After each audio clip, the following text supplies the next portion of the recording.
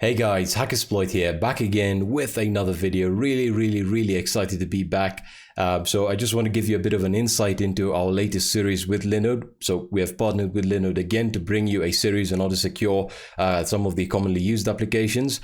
Huge thank you for all the support on the first series where we covered the essentials of securing a Linux server.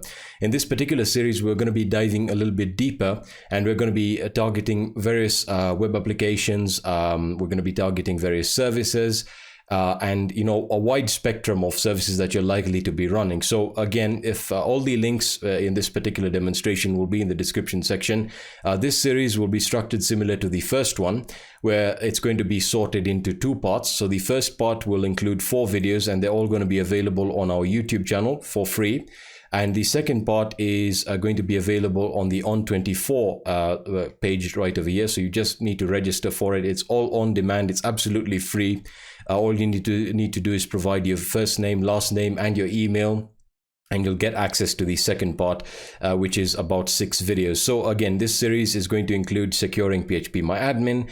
A lot of you from the previous series actually recommended us to make a video on how to set up a web application firewall for both Apache and Nginx. So we've settled on how to do this, or how to set up a web application firewall, and we've chosen mod security because that was the most recommended one. So we cover that for both of these web servers. And then we have a really requested video, which was the Docker security essentials. So this will cover all the essentials for securing Docker.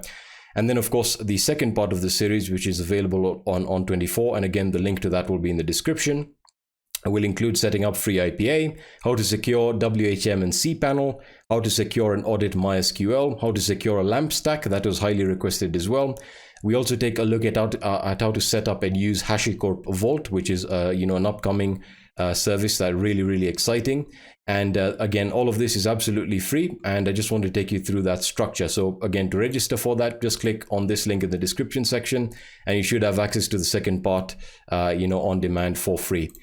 We have also partnered with Linode to actually give you guys $100 in free credit. So again, just click the link in the description, and it'll prompt you to create a Linode account, and you'll get $100 of free credit that you can actually use in following along with this particular series, or for your own personal projects. Linode is a really great service for hosting web application servers, and I really recommend that you check them out. So that is sort of a brief foray into this series. Thank you very much for actually supporting us thus far, and I hope you enjoy the rest of the series. All right, guys, we can now get started with the exciting stuff. So by default, Linode already has the ability, or already gives you the ability to deploy phpMyAdmin instantly using one of their marketplace applications, which is a really cool feature. And that's exactly why we're actually creating this series, is to show you how to secure some of these applications that you're likely to deploy. And in the previous series, where we covered Linux security, we actually covered WordPress and a few other applications. In this particular series, we'll be covering phpMyAdmin, MySQL databases. We'll be talking about securing a LAMP stack, so on and so forth. Now, as I said, you can actually deploy phpMyAdmin directly, but for this particular video, I'll be taking you through the entire process of installing and configuring phpMyAdmin on a LAMP stack. And the reason I'm going to be doing that is quite simple, is because phpMyAdmin and security, or phpMyAdmin in the context of security, needs to be configured in a certain way to actually maximize the level of security that you want, or to implement the level of security that you want. So it's very important that you understand how to install phpMyAdmin, and how the installation steps or decisions you make will affect and impact phpMyAdmin security. All right, as I said, we're going to be setting up just a simple Ubuntu server, and I'll show you how to install a LAMP stack and phpMyAdmin. So that really will happen quite quickly, and then we'll move on to the security. Now, before I actually start explaining what phpMyAdmin is, let me set up the server, and then we can get started. So first things first, I'm going to just specify Ubuntu as the image here. So we'll click on Ubuntu, if I can actually find it. There we go, Ubuntu, and I'll specify London as the server, because that's closest to me. And for the Linode plan, we'll go for a nanode. There we are, fantastic. And for the Linode label, we'll say securing something like securing phpMyAdmin. All right, there we go. Fantastic. For our root password, I'll just specify my own root password here. I'm not going to be using an SSH key. Don't judge me for that. I've already covered the importance of that. But this particular video is going to be focused on securing phpMyAdmin. So we'll create the server and we'll wait for that to provision. So again, we'll just wait for that to set up, and we can open up our terminal. And let me just increase the font size so you guys can actually see what's going on, as opposed to just me seeing what's going on. So we'll just copy the IP address. That's still booting. That shouldn't take more than 30 seconds, I would guess, at least. So we'll say SSH root at, because we actually haven't created any other user on the system. So we'll just wait for that to start up. All right, so that is started up, and we can now try and log in here. So I'll just hit enter. Let's see if we can actually log in. There we are. It looks like we already have this SSH host here. So we can just use or remove the key with this particular command. So we'll just do that right now and hit enter, and we should be able to log in now without any problem. Looks like that fingerprint was, I had actually used that fingerprint before. And there we are. So the first thing we want to do is we want to update our packages, and we want to actually update and upgrade our packages. So sudo apt update, and we want to upgrade. So I actually need to spell that correctly. So update and sudo apt upgrade.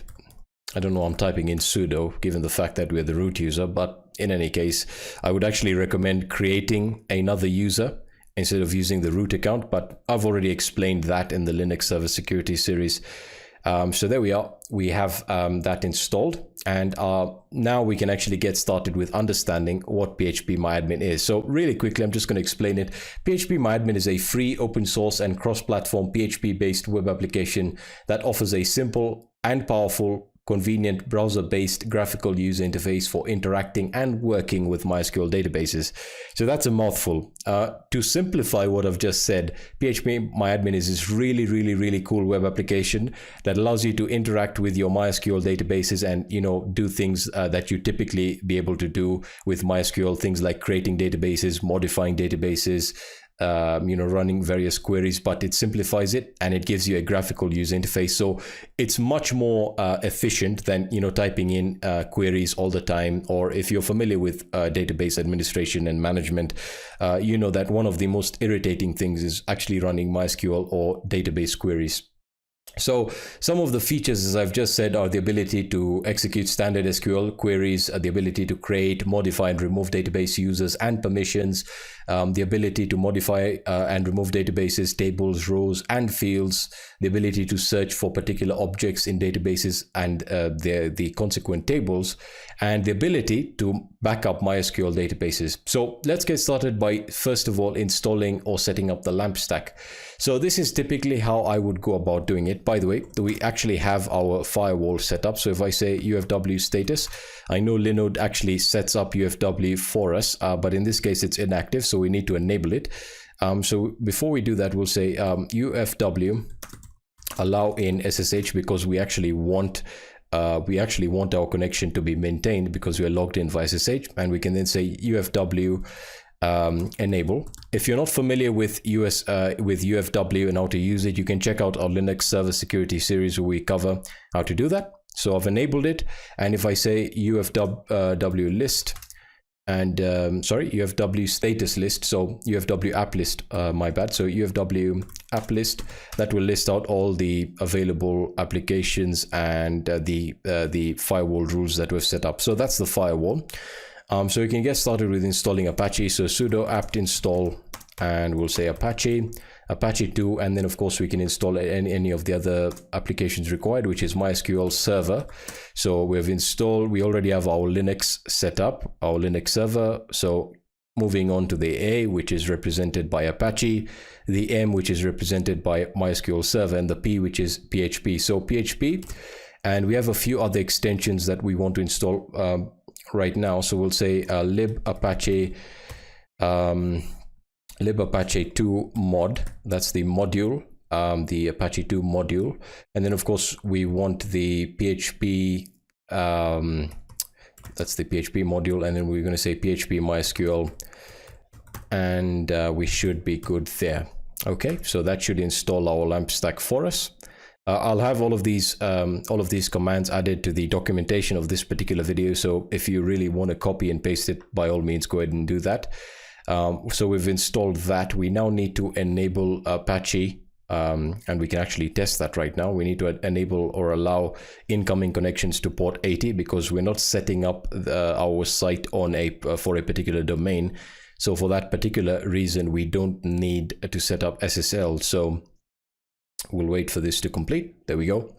Fantastic. So now we can say systemctl enable Apache 2. I just want to make sure it's enabled on startup. And we can then say sudo ufw allow in Apache 2, or we can just say Apache. I think that'll work. Apache, like so. Now, before we do that, if we actually try and access the server here, as I demonstrated previously, it should actually prevent us from accessing the web server. So there we are. We can see it prevents us from accessing it. So if we hit allow now, and we try and reload the web server again, so we'll just say paste and go. And we can see we get the default Apache 2 page here. So we can go back in here and remove it. So we can say var html and remove index.html from there. Fantastic. So we've currently set up our LAMP stack. What we need to do now is, of course, install phpMyAdmin.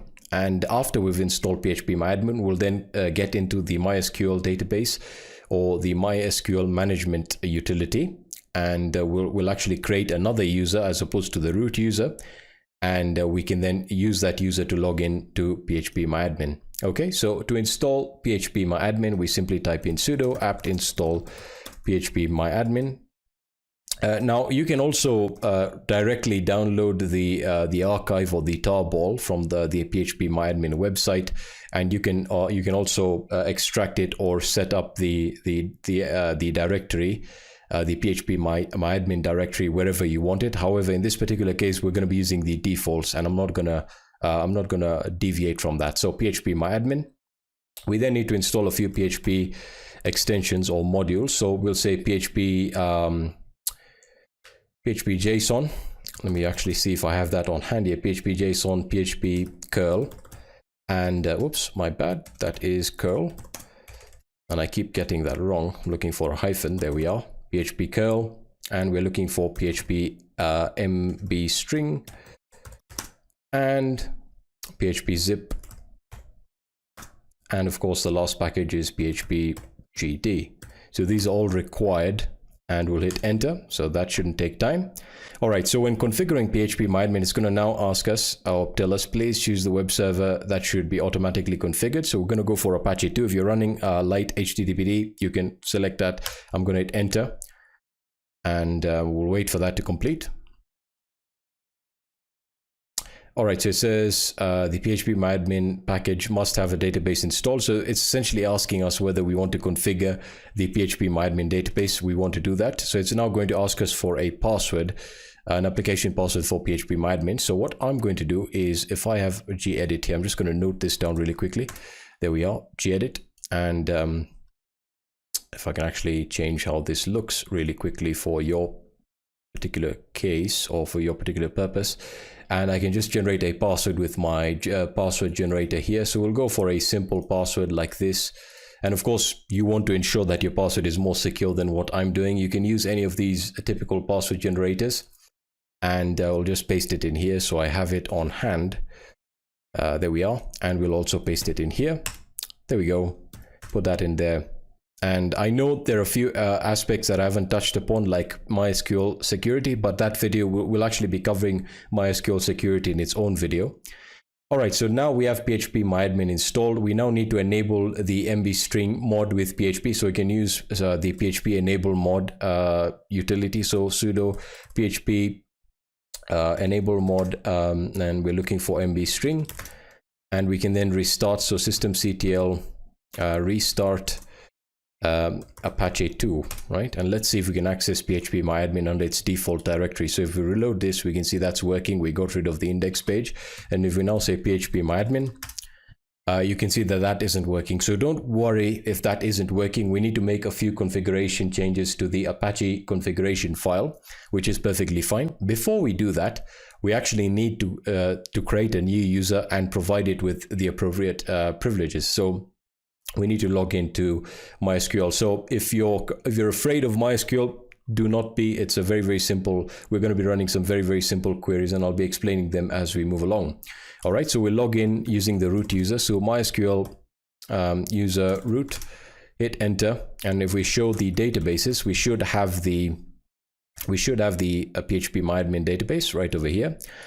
And of course, we can then start modifying or playing around with it. But what we want to do is we want to create a new user and assign it with administrative privileges.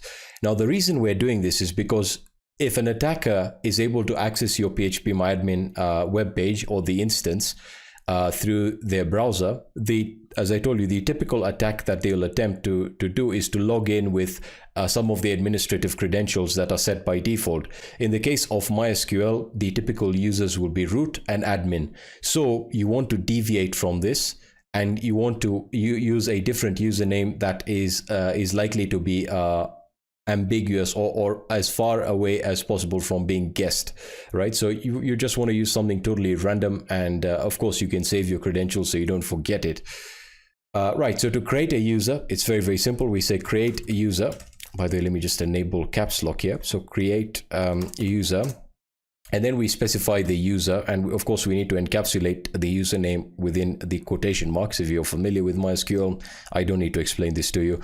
In my case, I'll just use the user Alexis. Now, the reason I'm doing this is because I'm just doing it for demonstration purposes, but you can use anything else. And of course, this is at localhost, because we're currently interacting with the database itself.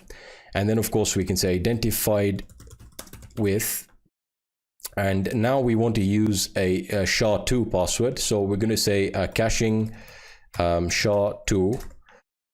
We want to use some good password strength here, and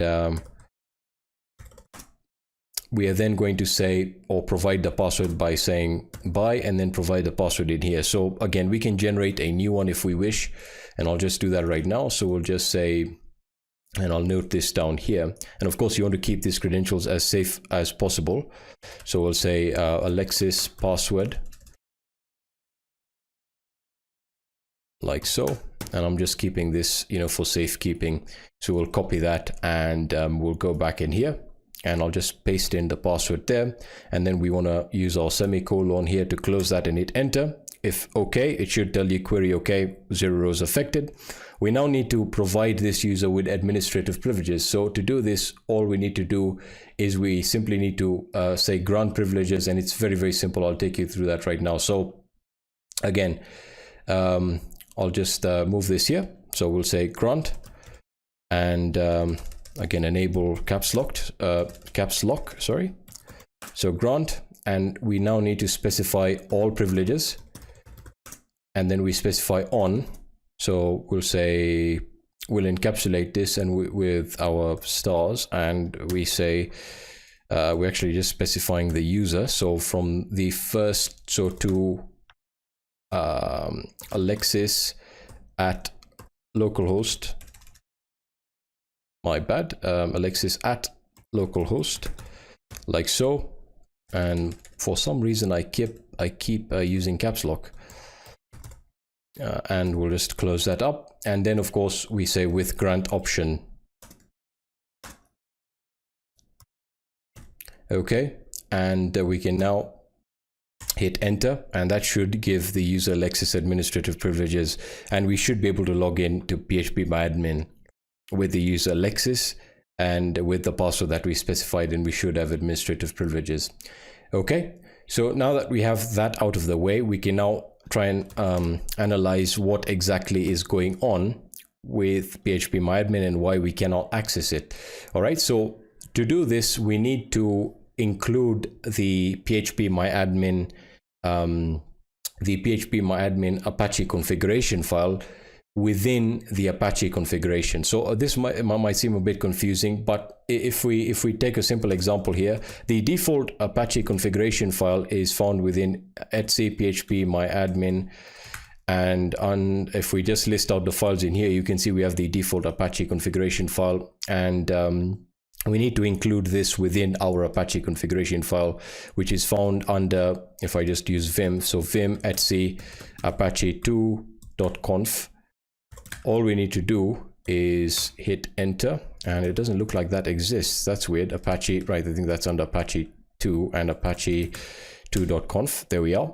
So all we need to do now is we can just include that directory here. And of course, I've already covered how to use or the default PHP or Apache syntax when making changes to the configuration file. So we'll say include, and then we include that directory. So we say etc phpMyAdmin, and we're using the Apache configuration, so apache.conf. Okay, so we'll save this, right, and quit. And now, just to demonstrate or just to show you what exists within the configuration file or the phpMyAdmin configuration file, I'll just open it up for you here. So phpMyAdmin apache.conf. So this is now the default configuration for Apache, and you can see the alias is already added. We'll get to the alias shortly. So you can see the alias is simply an address, and the address will then be pointed to a particular directory within the system. Now, the default installation directory for this particular application, phpMyAdmin, is stored under user share phpMyAdmin. So this is where the web application is stored, and we can access that. And the default directory name that will be used to access phpMyAdmin through Apache is called phpMyAdmin. So for example, we can call this, we can actually change this to something as random as possible, because I'll get to that actually shortly. We can call this phpMyAdmin test, right? And if I write and quit and we say systemctl restart Apache 2, and we go into our web server, and again, if we try and access phpMyAdmin, that's not going to work. If we say test, however, you can now see we can access phpMyAdmin under that particular alias that we specified. Now, this is another aspect of phpMyAdmin security that I want to that I actually want to cover. Most system administrators or developers will typically leave the default phpMyAdmin directory name as we leave it the way it is, so they will not change it from the default, which is phpMyAdmin. Now, in the case of me just adding phpMyAdmin test, I'll pretty much avoid, I would say, at least 60% of the attacks that I'm likely to experience if I publicly expose my phpMyAdmin instance. So again, it's very important that for maximum security, you actually change the name of this directory to something as ambiguous as possible. Now, I'll give you some really good examples of what I like doing, or what I recommend many of my security teams do or system administrators do, is I actually will combine it with a particular, I'll exclude characters and I'll just use numbers and digits. So I'll just generate, and I'll use one of these random strings here as the actual directory name. And the reason I'm saying this is, or the reason we do this is because this, you can actually prevent a lot of directory brute force attacks from discovering this. And whenever an attacker is performing a directory brute force attack on your web server, they'll typically use dictionaries or word lists that have predefined options that are typically set out that are typically set out by many other administrators. And you would typically find that you have phpMyAdmin, maybe phpMyAdmin test, or they will change the case of the wording here. But if you change it to something totally random that cannot be brute forced using a dictionary file, or any dictionary for that matter, then it's pretty much impossible to detect. So we'll actually do that right now, and I'll show you that it actually works. So we'll open up the Apache configuration file for phpMyAdmin, and we'll actually change it to, we'll just paste that in here, right? So we'll paste that particular string and we'll copy this directory. This is our directory. So you want to note that down, as you'll only be able to access it through this particular directory. So we'll now save it, and we'll restart we'll restart Apache, sorry. And we can then try and, if we try and reload this, you can now see that's not going to be found. And we can then paste and go. Sorry about that. We'll just get the server IP here. And we'll just say paste. And we'll get rid of the extra / and hit enter. And there we go. So now you have a much more secure phpMyAdmin instance. Now, before we move any further, let's actually test and see whether we're able to log in with the credentials that we created, right? So we created the user Alexis. So let's try and log in using that, Alexis, and we can then hit go right over here. Now, of course, it comes as no surprise that if you're going to be setting up a web server, you need to set up an SSL certificate and ensure that phpMyAdmin uses HTTPS, right? So we're logged in and we have administrative privileges, and this is phpMyAdmin. So if this is your first time using phpMyAdmin, welcome.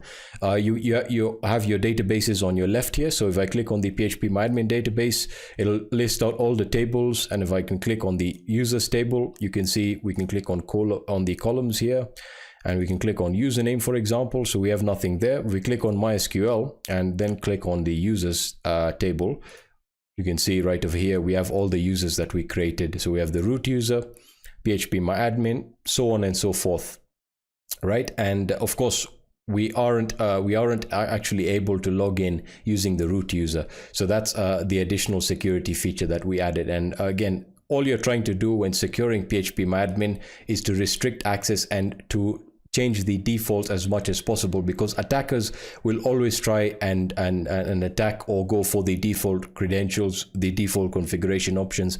In this particular case, as I've already told you, I've pretty much avoided almost at this point 80% of the attacks. Now let's talk about an additional security feature or measure that you can take that I've already explained in my Apache security video in the previous series. So if we go back here, and we just go back to the instance, and what I'm going to do now is, what we'll do is I'll actually go back into the terminal and I'll show you how to set it up, and then we can test it here. Okay, so to do that, I'm just going to log out because we're going to be testing it like that.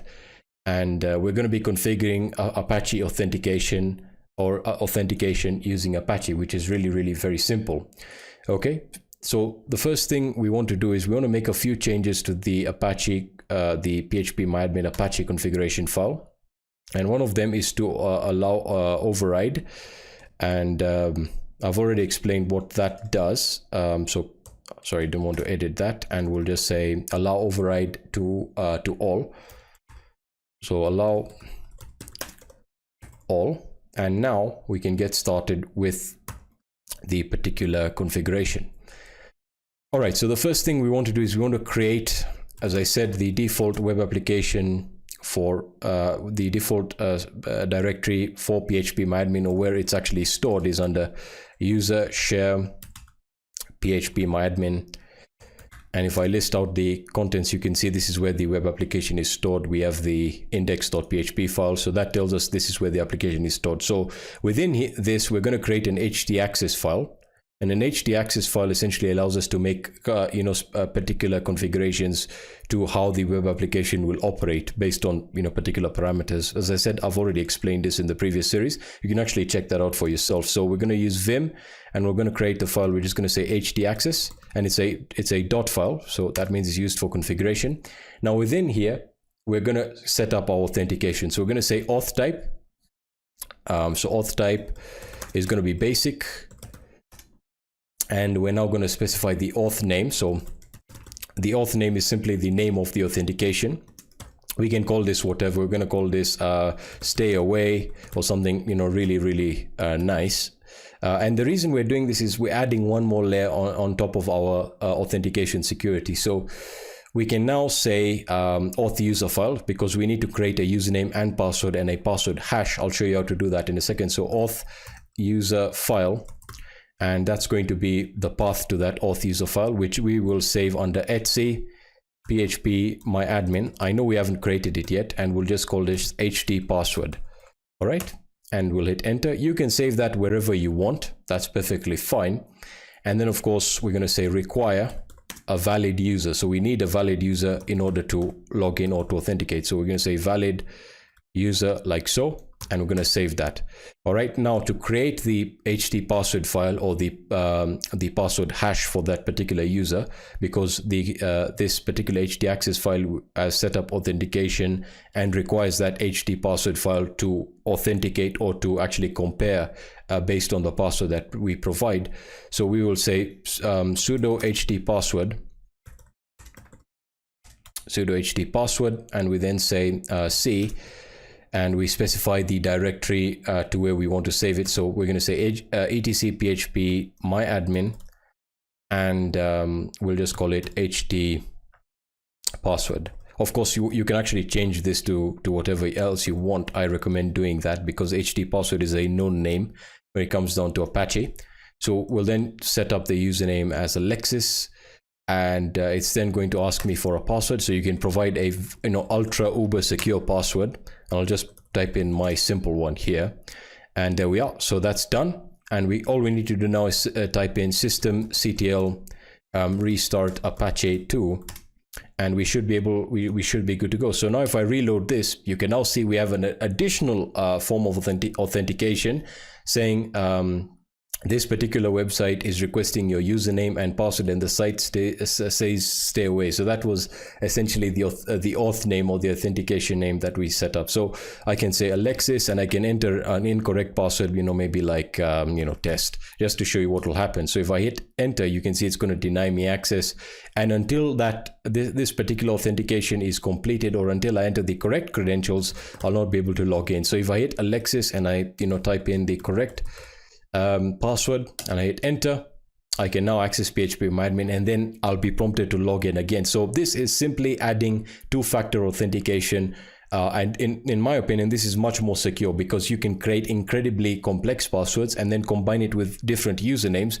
to add this additional layer of security. So again, phpMyAdmin is an extremely widely used tool. However, you'll typically find on many servers across the internet, many production servers as well, they'll typically remain or will have the default name for phpMyAdmin or the default directory name for phpMyAdmin, and attackers will instantly be able to access it. And then after accessing it, the second security misconfiguration that will take place is that administrators will stick to using the default root user account as opposed to changing it or creating a dedicated user that is extremely hard to guess, or that is not obvious, right? So regardless of that, if you add this extra layer of authentication through the Apache authentication, you're pretty much guaranteed to actually keep your instance as secure as possible. You also have the ability to actually restrict your phpMyAdmin directory to a particular IP address. Now, of course, this will make sense if you have a static IP and you'll be accessing phpMyAdmin from that IP most of the time. Otherwise, it can be a little bit problematic or troublesome to actually, go into your configuration and change it to your new IP every time. But doing it is really very simple. All we need to do is, again, modify the etc phpMyAdmin directory, the phpMyAdmin Apache configuration file. So we want to open that up, and again, this is where we can make all our changes. So for the directory users share phpMyAdmin that has this particular alias, we can then restrict it. We can then restrict our access here. So we're really not concerned with any of the other modules here. So we can start adding our changes here in regards to the access. So we can say order. So we're setting the order. And again, I'd already explained this in the Apache security video. So order, deny, allow. And then what we can say is deny from all. And then we can specify, we can then say, allow from, and then we specify an IP address. So I can say maybe 192.168.1.1. Of course, my IP address isn't that, right? So that pretty much means that I'll not be able to access it. So if I hit enter and restart Apache 2, and we try and access phpMyAdmin now, you can see it's going to tell me you don't have access, permission to access this particular resource, and that's because we don't have that particular IP address, right? So it's very important, as I said, that you do this if you have a static IP address as opposed to a dynamic IP address that keeps changing. Additionally, if you try and access, or you're accessing your phpMyAdmin instance or session, from work, and you then move home and your IP changes, you'll not be able to get in. So that's very, very important that you understand that you should actually be very, very careful with this. I've seen many people actually lock themselves out of this. So in my particular case, I don't need this because as I said, we've pretty much added 2 layers of authentication that will pretty much guarantee the fact that we can access it. And of course, once we restart this after deleting those lines, we should be able to access this again. And there we are. Given the fact that we've already authenticated the first time, will not be prompted with the Apache authentication. Some final configurations you can make will involve adding or changing various configurations within the phpMyAdmin configuration PHP file. And I can actually demonstrate that right now.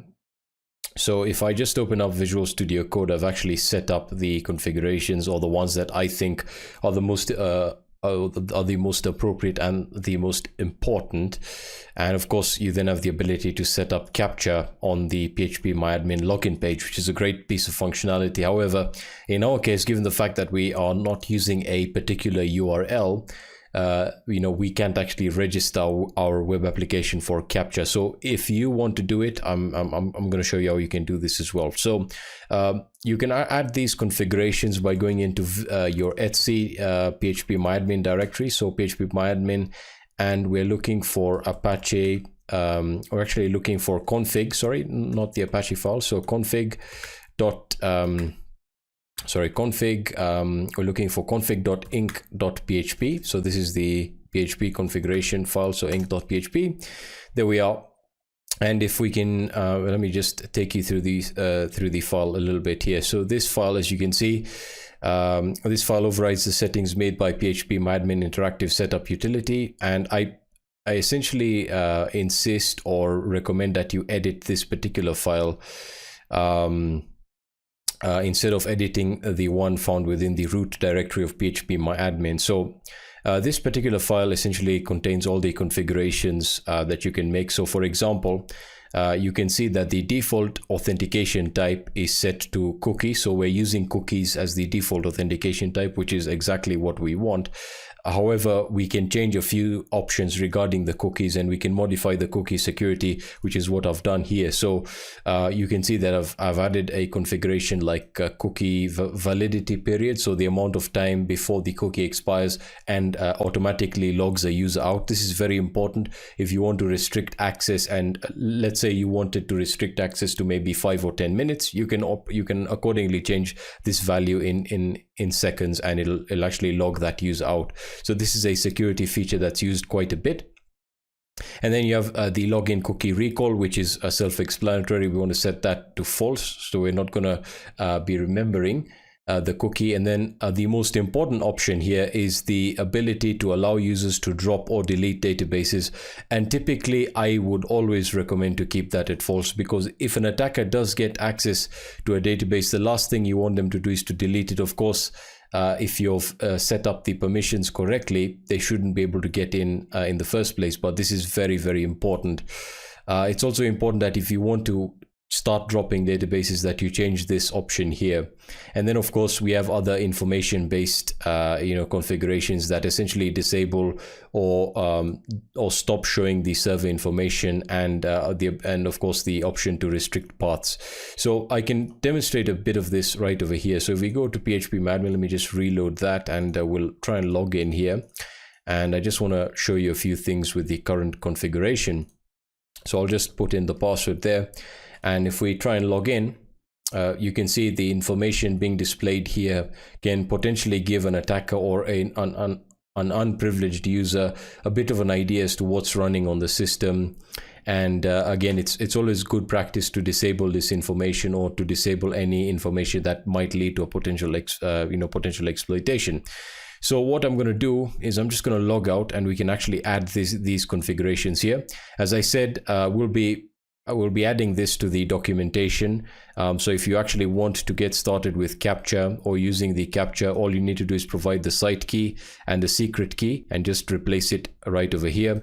And all you need to do is copy these 3 lines and add them to your configuration. So in my case, I'll only be adding these ones here. So we'll copy that, and we'll go into the terminal, and I'll just add a section at the bottom here, and we'll call this custom security configuration, or something basic here. So we'll include it right over here. So I'll just say, and we'll just call it, let's just call it custom security configuration. And sorry about that. Let me just close the comment here, because we want a single line comment. So like so, and we can essentially paste in our options right over here. So again, it's it's always recommended that you don't interfere with the default ones, but you can go through the default configuration options here. So for example, there are really dangerous ones that you shouldn't be changing in. So for example, uncomment the following to enable logging into passwordless accounts after taking note of the associated security risks. So again, it's always good to keep these commented. And of course, you have the ability to change the various storage databases and tables for phpMyAdmin. And that's pretty much it here in regards to what I wanted to show you. Of course, you can take a look at the various other configurations that you can make, and these all relate to things like mod security, which we'll be covering in the next set of videos. But yeah, we can actually get started with this, and I'm just gonna hit save, and we then say systemctl restart Apache 2 and hit enter, and we should be good to go. So if I reload this now, and there we are. And by the way, we can actually try and restart we can actually try and reload this to see if our authentication, our Apache authentication is still working. There we are, and we can actually log in here. So I'll say Alexis, and I will put in the correct password. So we need this to access phpMyAdmin, and then I say Alexis, and we can then copy the password here, the password for Alexis, and we can then paste that in there and hit go. And now you can see on the side we don't get any information regarding the version of phpMyAdmin running, the server information. And don't worry if it tells you your the PHP parameter that we specified. This is in regards to the cookie life, the actual cookie life. If we click on here, the cookie validity, don't worry about that. It's essentially going to say that there's an issue is lower than cookie validity configured in phpMyAdmin, which is perfectly fine. What that means is essentially we've specified a value that's lower than the default value. So because of this, your login might expire sooner than the one configured in phpMyAdmin. That's perfectly fine. You can change the values based on what you feel is appropriate. So these are the configurations that you can make, and they'll sort of bolster your security. And of course, you can check that out. You can play around with the configurations yourself. But as I said, it all comes together. All of these configurations all come together in tandem and make your instance much more secure. So that's pretty much all that I wanted to cover in this video. As I said, I'm not really covering MySQL database security right now. That'll have its own video, and for good reason. So if you have any questions or suggestions, let me know in the comment section. If you have any feedback you'd like to give me, you can reach out to me on my social networks, and I'll be seeing you in the next video. Peace.